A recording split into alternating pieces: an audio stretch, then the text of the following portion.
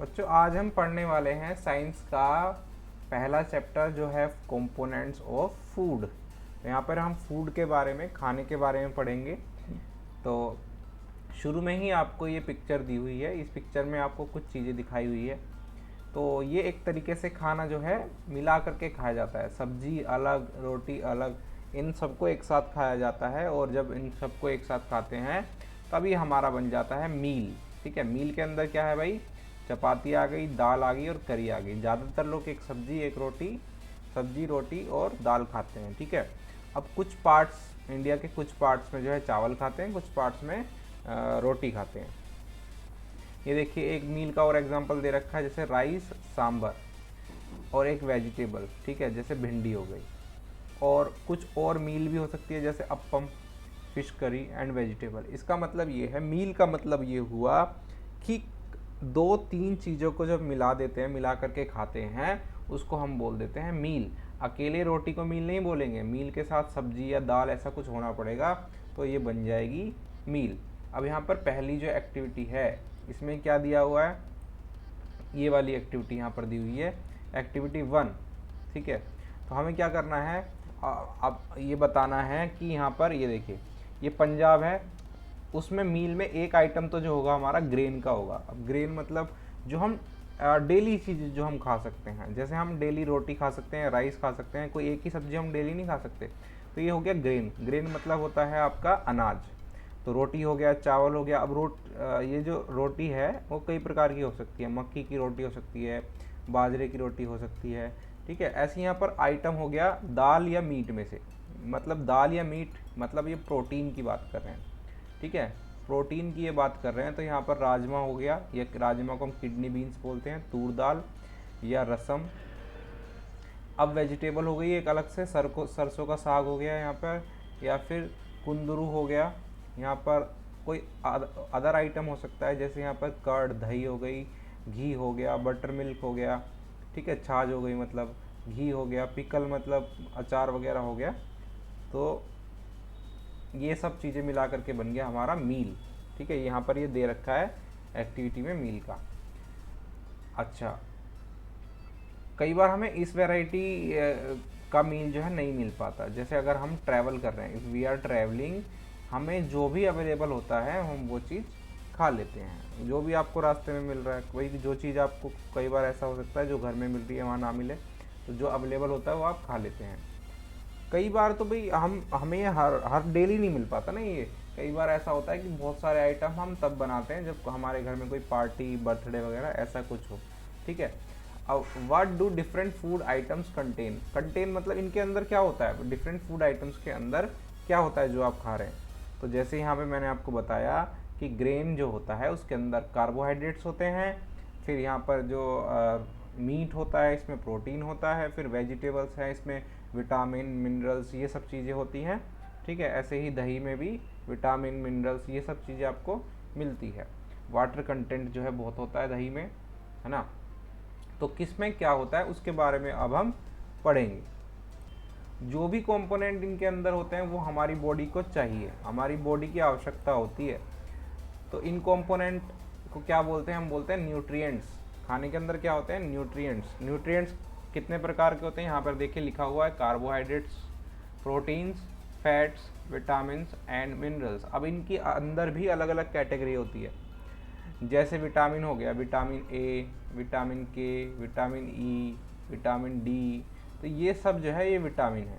ठीक है, अलग अलग हो गए। मिनरल्स भी अलग हो गए, मतलब हमारी बॉडी को जो है आयरन चाहिए अलग, आयरन भी चाहिए, फिर हमारी बॉडी को कॉपर भी चाहिए। तो ये सब चीज़ें भी हमारी बॉडी को चाहिए होती है, बहुत कम अमाउंट में चाहिए लेकिन चाहिए होती है।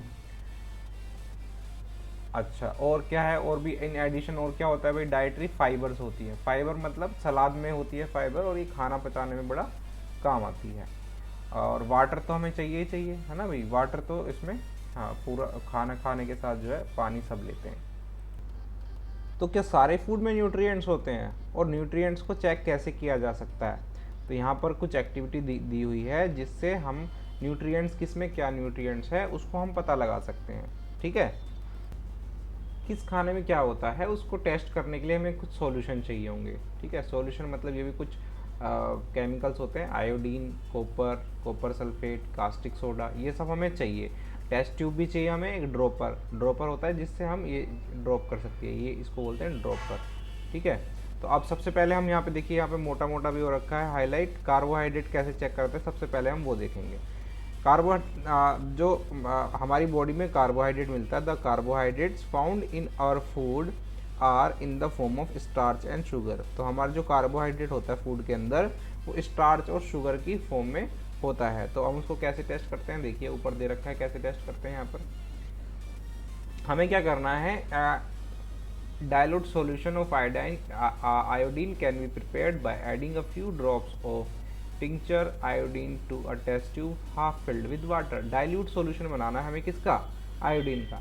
dilute का मतलब होता है, देखिए दो चीज़ें होती है, एक होता है कंसनट्रेटेड, एक होता है डाइल्यूट। डाइल्यूट मतलब पानी मिला हुआ, यानी पानी मिलाना है। डाइल्यूट करना है मतलब किसी चीज़ को डाइल्यूट करना, पानी मिलाना उसमें। और यहाँ पर कॉपर सल्फेट सॉल्यूशन कैसे बनता है वो दे रखा है, कैसे बनता है। Copper sulphate solution can be prepared by dissolving 2 grams of copper sulphate in 100 millilitre of water. ठीक है, इसका भी हम सॉल्यूशन बना लेंगे। और यहाँ पर कास्टिक सोडा 10 ग्राम लेना है, 100 ml वाटर में उसको मिला देना है। चलिए अब स्टार्च का टेस्ट करते हैं। स्टार्च मतलब खाने में कार्बोहाइड्रेट्स है, वो कैसे पता चलेगा, फूड के अंदर स्टार्च है तो मतलब कार्बोहाइड्रेट है। तो क्या करना है भाई, पहले हमें रॉ फूड ले लेना है, मतलब कच्चा भोजन ले लेना है। उसके अंदर क्या करना है, 2-3 ड्रॉप डालना है किसका, आयोडीन सॉल्यूशन का। आप देखेंगे भाई क्या कलर चेंज हो रहा है, खाने का जो कलर है, जो इसका कलर है वो चेंज हो रहा है। Observe if there is any change in the colour of the food item. क्या फूड आइटम का कलर चेंज हो रहा है, does it turn blue black, क्या वो ब्लू ब्लैक हो रहा है।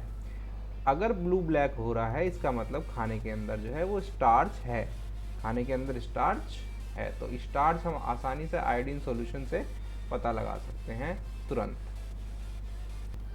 अब भाई टेस्ट करना है हमें प्रोटीन का। प्रोटीन का टेस्ट कैसे करेंगे, पहले तो हम जिस भी चीज़ का हमें टेस्ट करना है प्रोटीन का, उसको बिल्कुल पाउडर बना लेंगे। पाउडर बनाने के लिए बनाने के बाद उसको ग्राइंड करेंगे या मैश करेंगे, मिक्सी में उसको पीस लेंगे। उसके बाद उसमें उसको क्लीन टेस्ट ट्यूब में डाल देंगे, उसमें 10 ड्रॉप पानी के 10 बूंद डालेंगे। उसके बाद उसको हिलाएंगे और 2 drops of solution of copper sulphate के उसमें 2 ड्रॉप डालेंगे हम, और 10 ड्रॉप जो है कास्टिक सोडा के डालेंगे। उसको हिलाएंगे। अगर उसका जो कलर है वो यहाँ पर दे रखा है वॉयलेट हो गया, ये रहा वॉयलेट हो गया तो उसमें प्रोटीन है, अगर वॉयलेट नहीं हुआ तो प्रोटीन नहीं है। तो जैसे दाल है, दाल को पीसो, उसको टेस्ट ट्यूब के अंदर डालो। टेस्ट ट्यूब के अंदर अगर आप पीस के दाल डालो, उसमें फिर ये सब चीज़ें मिलाओ, कास्टिक सोडा मिलाओ और कॉपर सल्फेट मिलाओ, तो हमें पता चल जाएगा कि उसमें है या नहीं।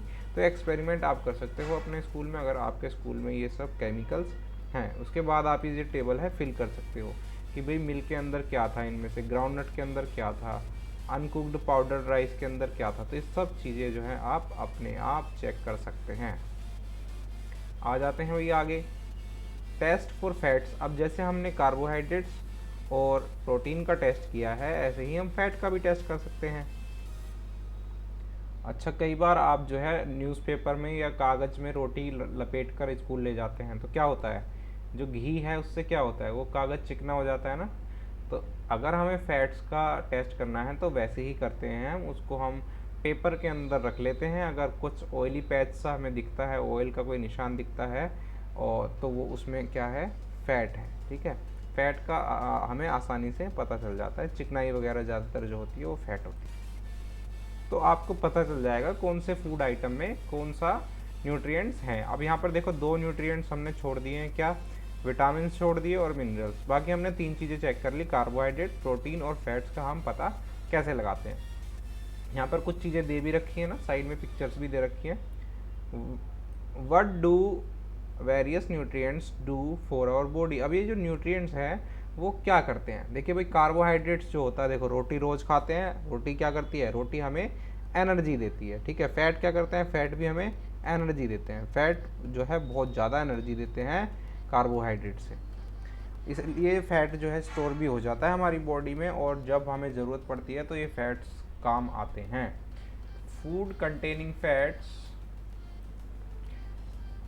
ठीक है। And carbohydrates are also called energy giving food. तो जो हमें कार्बोहाइड्रेट्स देते हैं तो उसको डायरेक्ट हम बोलते हैं एनर्जी गिविंग फूड्स, जो हम रोज़ खाते हैं, जिसको खाने के बाद एनर्जी मिल जाती है। तो क्या खाते हैं हम, ये देखिए एनर्जी गिविंग फूड्स ये सारे हैं। पोटैटो है, शुगर केन, पपाया, ये मेलन है, मैंगो है, मेज़, बाजरा, राइस, वीट, स्वीट पोटैटो, इन सब में कार्बोहाइड्रेट्स होते हैं। भूख इससे आसानी से मिट जाती है।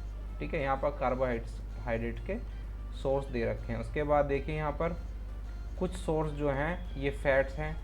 ये सनफ्लावर ऑयल है, mustard oil, coconut oil, soybean, ground nuts, इसमें फैट्स होता है, नट्स में फैट्स होता है। ये तिल है, तिल में भी फैट होता है। अब मीट, ये देखिए मीट में, फिश में, एग्स में, मिल्क में, बटर में, क्रीम में, घी में, इसमें क्या होता है, ये एनिमल सोर्सेज हैं। मतलब कि जो फैट है ये प्लांट से मिलते हैं ऊपर वाली जो है, और नीचे वाले हमें मिलते हैं एनिमल से। ठीक है, ये दोनों ही फैट सोर्सेज हैं। कुछ प्लांट से मिलते हैं हमें और कुछ मिलते हैं जानवरों से। चलिए आगे बढ़ते हैं नेक्स्ट पेज पे।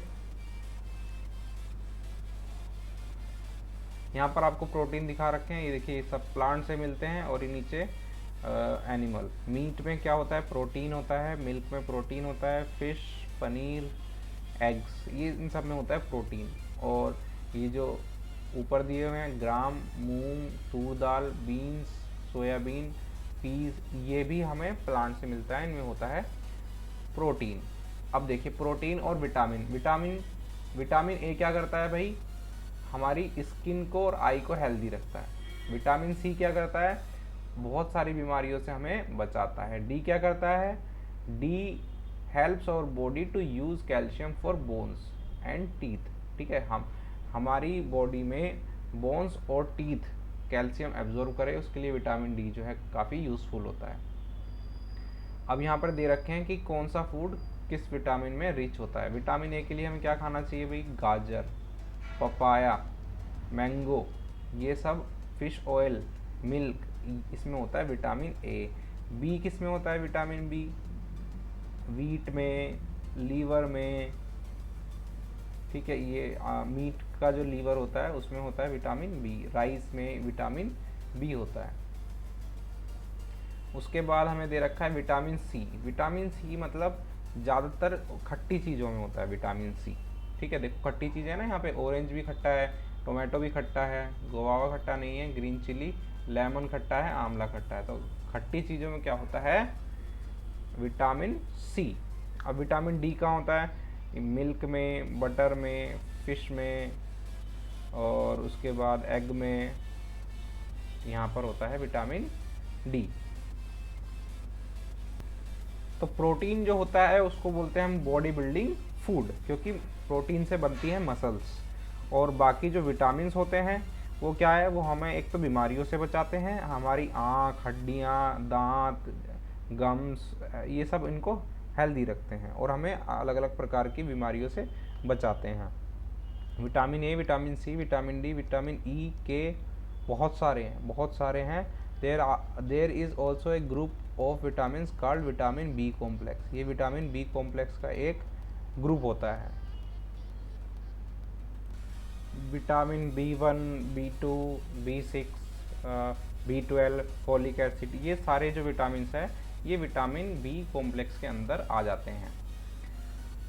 आवर बॉडी ऑल्सो प्रिपेयर्स, हमारी जो बॉडी है वो भी विटामिन डी बनाती है। आपने सुना होगा ना, सर्दियों में आपको बोलते हैं कि धूप में रहो आपको विटामिन मिलेगा। विटामिन डी हमें सन से मिलता है। विटामिन डी की जो डेफिशिएंसी हो जाती है, डेफिशिएंसी मतलब कमी, कई बार विटामिन डी की डेफिशिएंसी मतलब कमी हो जाती है, तो डॉक्टर बोलते हैं कि आप धूप में बैठो, थोड़ा धूप में बैठने से ठीक हो जाएगा।